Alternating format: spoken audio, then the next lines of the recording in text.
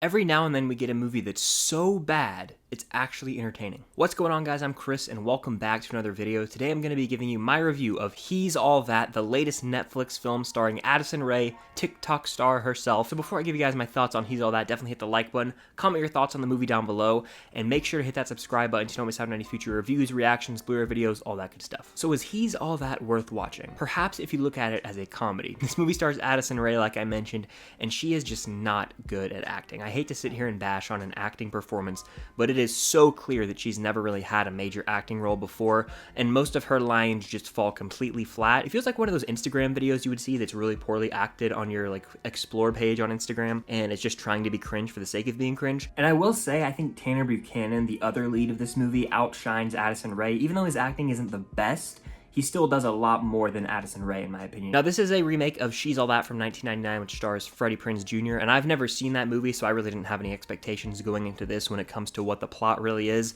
but I could tell early on I knew exactly where this movie was going to go. It's extremely predictable at times. If you watch this movie, you'll know exactly where it's going to end up, and that's kind of an issue. Have some surprises that maybe shock the audience instead of making it so blatantly obvious where you're headed with the story. It's loaded with cliches as well. Like, this has every teen romance comedy film trope in the book. And when I say the movie's cringe, it's not only the fact that it's terribly written and a lot of the jokes just fall completely flat, it's the fact that there's so much brand product placement in this movie. From TikTok to the Kardashians, there's just so much stuff that's trying to talk about like the current state of influencers on TikTok. It gets really cringe at times, and the fact that they do live streams, it's like, ugh. And it's clear that the Kardashian cameo is just for the paycheck, and that goes for Matthew Lillard as well, who I love in Scream, and of course he's the live action Shaggy. It is clear he was just there for the paycheck, but I respect it. I will say the movie's so bad that if I view it as a comedy, which I chose to do after about the first 5 minutes, I was entertained by how bad it truly was, because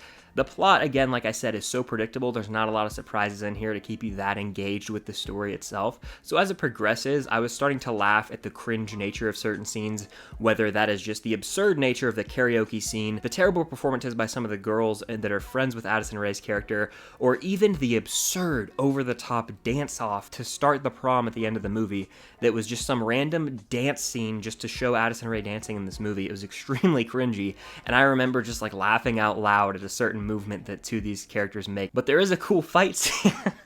There's a cool fight scene in this movie that was one of the better scenes in the movie. If you can't tell, this movie was all over the place when it comes to just teen drama. There was like a kung fu fight, and then there was a dance-off, and then just a bunch of cringe nonsense to fill in the gaps. But I can sit here and talk about the quality of the movie and how it's terrible all day. I wanted to say this movie tries to send home a message about being yourself and being real to your social media following, and it just falls flat in my opinion. Once there's like a realization made with a certain character, it's like they're still putting on the show for the camera. I don't know what message about authenticity they were trying to get across, but it still falls completely flat in the end in my opinion, and really doesn't have a point. So I honestly recommend watching this movie if you go into it as a comedy that you can watch with your friends, have some laughs at how stupid it really is. It's very much like The Room from Tommy Wiseau. That movie has terrible dialogue, and it's laughably bad. This movie's laughably bad. I haven't seen the Kissing Booth movies or To All the Boys I've Loved, but I think this probably is extremely similar to that and falls in the same camp when it comes to these really cheesy, cringy Netflix original movies that are like teen romance drama movies.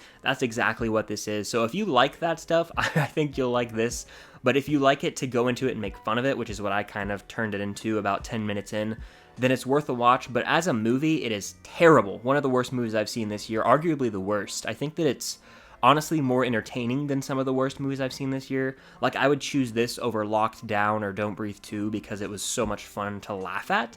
But as a movie, it is awful, and because of that, I have to give this movie half a star out of 5 stars. It is really bad. That's the lowest rating I go. I never give a movie 0, but this is half a star. Terrible acting, horrible script, extremely predictable, and laughably bad. But that's going to do it for my quick review of He's All That. Definitely hit the like button, comment your thoughts on the movie down below. Do you think it's a new guilty pleasure for you?